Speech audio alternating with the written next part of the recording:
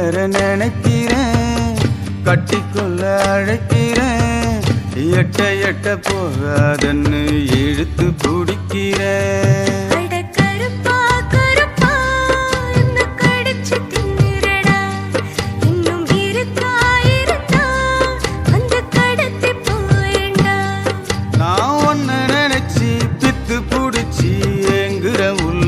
என்னன்னு சொல்ல உம்மேலாச கொஞ்சம் இல்ல.